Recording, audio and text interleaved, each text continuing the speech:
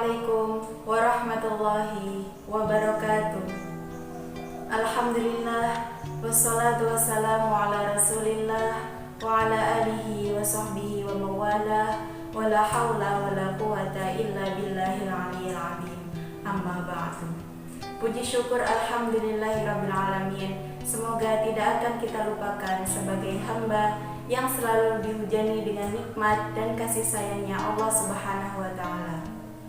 Salawat ma'assalam semoga selalu tercurah limpahkan kepada Nabi akhir zaman yang menjadi tauladan paling indah sepanjang masa, Nabi Muhammad sallallahu alaihi wasallam. Semoga kita mendapatkan syafaatnya min yaumina hadza ila yaumil qiyamah. Amin ya rabbal alamin.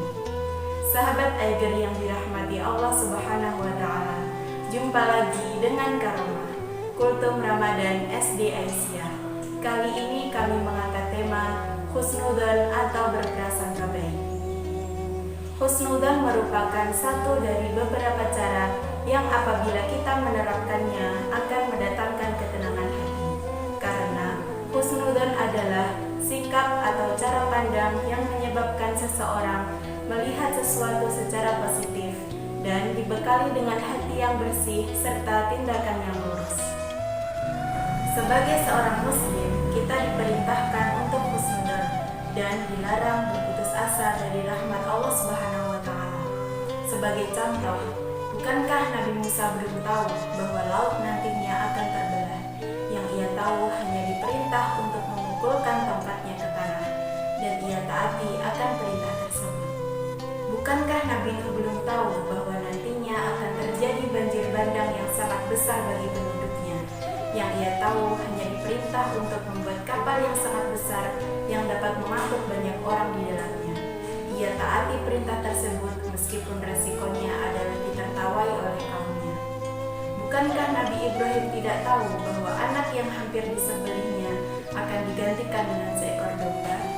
Yang ia tahu hanya menaati perintah tersebut tanpa komplain sedikit pun.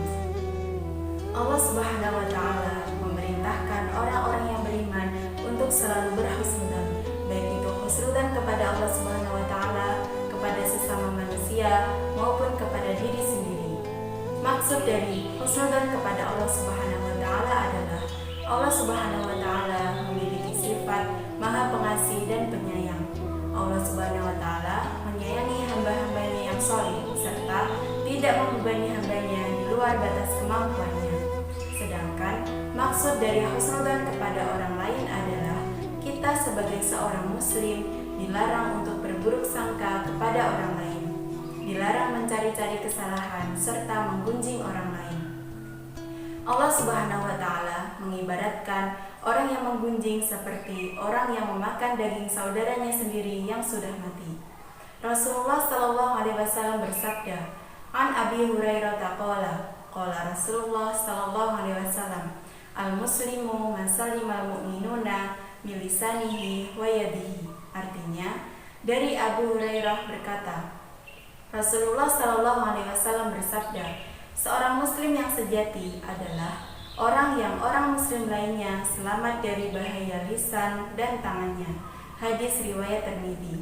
Sedangkan yang terakhir adalah husnudzon kepada diri sendiri. Maksudnya, seseorang yang berprasangka baik kepada diri sendiri akan merasa percaya diri, optimis, dan bekerja keras. Sebaliknya, orang yang berburuk sangka kepada diri sendiri akan merasa pesimis, tidak percaya diri, dan malas berusaha.